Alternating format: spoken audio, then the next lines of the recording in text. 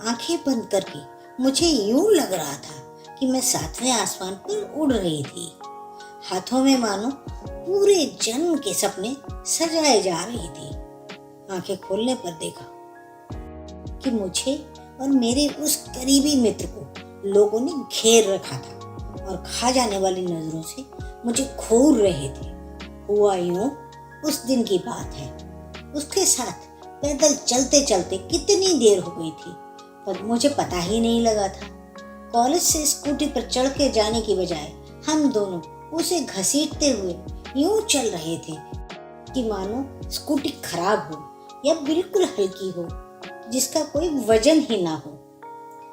यूं तो हम दोनों में ना तो दोस्ती थी, ना ही कोई मेल मिलाप या बातचीत।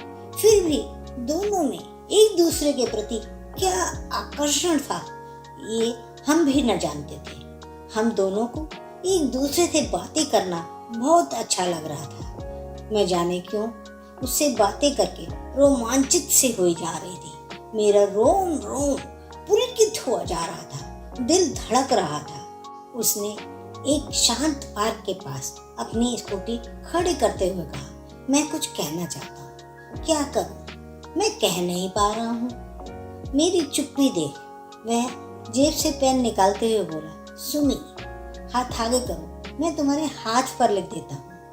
वह मेरी हथेली पर कुछ लिखने लगा। मैंने हथेली आगे यूं बढ़ा दी। उसने कहा, पहले आंखें बंद करो। मैंने आंखें बंद कर ली पर मुझे पेन चलने के एहसास से पूरी तरह पता चल चुका था कि वह क्या लिख रहा था। पर मैं चुपचाप रही। मन ही मन घबराहट महसूस हो रही थी। मेरे रोंगटे उस एहसास से खड़े हुए जा रहे थे।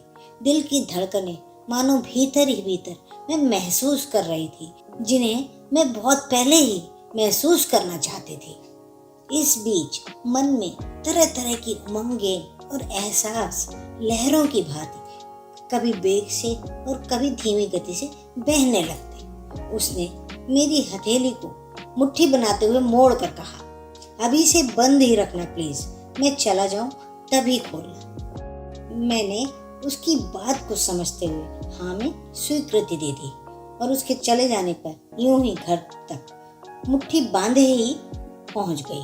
भीतर घुसते ही कमरे के कोने में माँ से छिपकर हथेली को पढ़ डाला। उसके आई लव यू शब्द मुझे रोमांचित कर रहे थे। मैं उस हाथ को कभी भी धोना नहीं चाहती थी।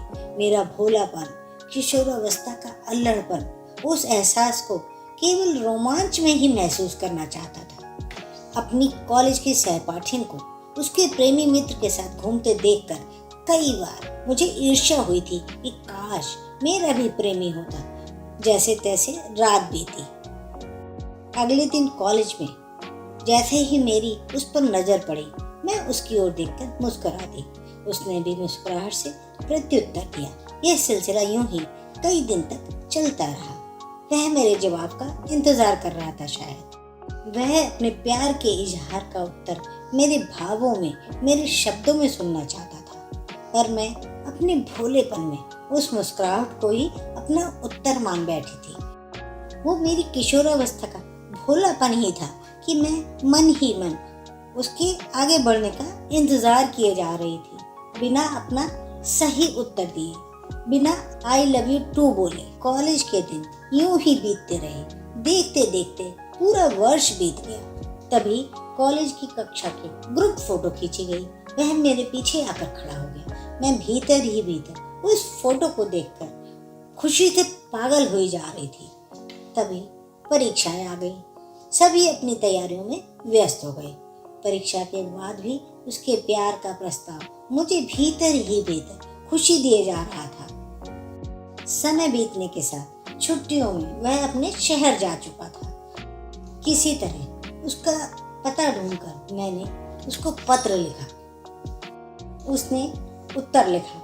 उसने लिखा, मेरी प्यारी सुमी, मैं तुम्हें बहुत चाहता था, बहुत प्यार करता था, पर तुमने मुझे उत्तर ही नहीं दिया। मैं तुम्हारे फोटो से तुम्हारे इजहार का इंतजार ही करता रहा। मेरी भावनाएं दिल में ही सिमट कर रह गई। तो प्यार के लम्हों के साथ समय बिताने को मेरे हसीन सपने अब बिखर चुके हैं।